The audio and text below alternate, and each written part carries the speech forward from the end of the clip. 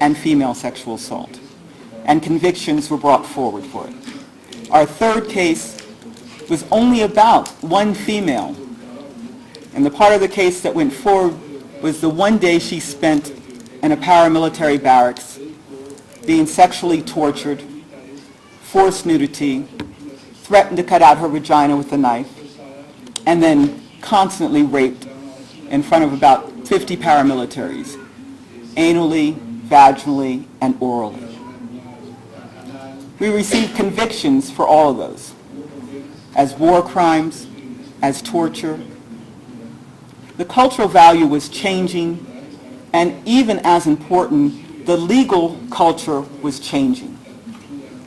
The message was out that impunity might not be perfect, but it was being attacked.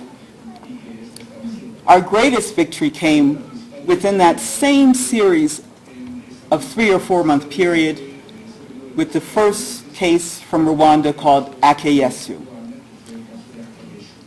Akiyesu is a case that concerned a mid-level politician.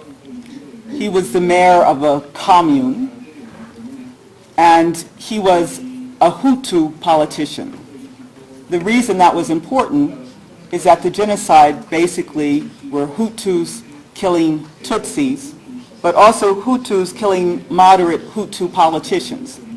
Akiyesu had been a moderate politician, but decided to become more radical, more, how can I say, fevered, attending meetings where they would make decisions on how to kill the Tutsis.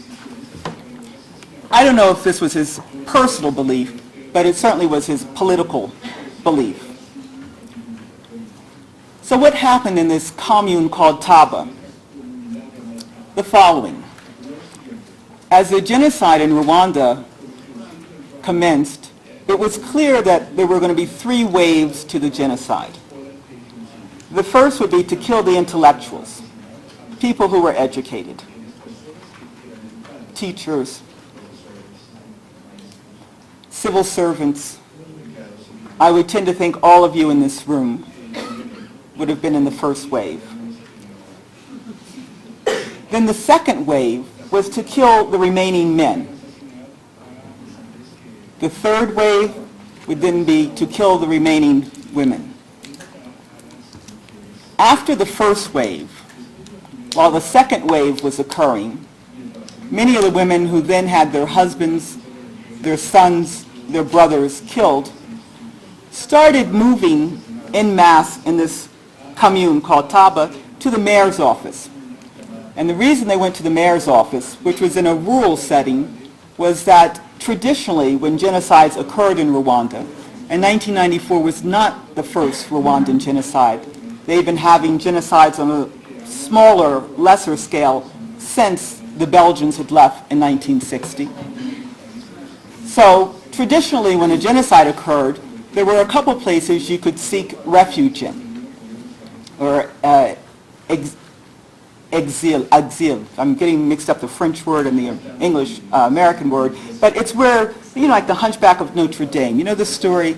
The woman goes to the cathedral and the police cannot come in the cathedral. So during a genocide, you went to the mayor's office, or you went to the stadium, or you went to a church. And traditionally, you were not touched in those areas. And that's why when you understand the Rwandan genocide and you see the massacres and the bodies left in stadiums and churches, you understand they were seeking refuge. But the rules changed during the genocide of 1994. So as many women were streaming into the mayor's compound, about 300, Mr. Akiyesu, who was the mayor, offered for them to stay in front of the office in this kind of grassy compound. And they did. In the evening, a paramilitary group called the Interahamwe would come back from their daily killing. And they would stay also in the compound. And so in the evening, what would they do? They would rape the women. They would gang rape them singularly. Every night they came back. There came a period of time, I think it was about 10 days, maybe 15 days, when the women decided, we can't take this anymore. And they formed a small delegation and went to the mayor and said, could you please kill us? We can't take this anymore. And Mr. Akiyesu said, well, I don't know if I want to waste the bullets, first of all, and I'll get back to you tomorrow.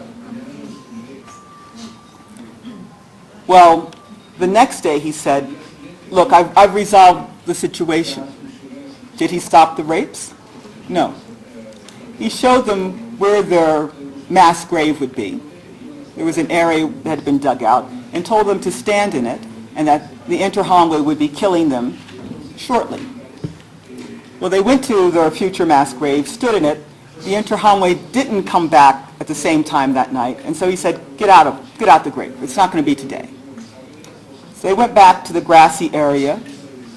Interahamwe came back later, and they were raped. The next day he said, I promise you, you can be killed today. So they went back to the mass grave. And sure enough, the Interahamwe did come by that day and put grenades and then killed others with machetes, and some were killed by the grace of a bullet. So how do we have this information? The Interahamwe decided to take a couple of the girls and women out because they wanted to keep those for future rapes. And so they became the witnesses that told us what happened. And one woman who had a baby on her back during this entire time had gotten out of the mass grave, her future mass grave, to go to a store. Some stores were functioning for Hutus. And this is how we get the evidence. But the prosecutor did not get that evidence in the beginning and did not charge that in the beginning. It's witnesses who were on the stand, witness H, witness JJ, who talked about their sexual violence. And prior to that time, the sexual violence that had been happening had not been linked to Mr. Akiyesu. These two witnesses decided to talk. The prosecutor asked for a recess to investigate. Civil society encouraged not only the prosecutor, but also sent in letters and amicus briefs to say, you have to charge this. Within 4 or 5 months, the prosecutor came back and had modified the genocide charge to say that what happened to the women was part of the genocide.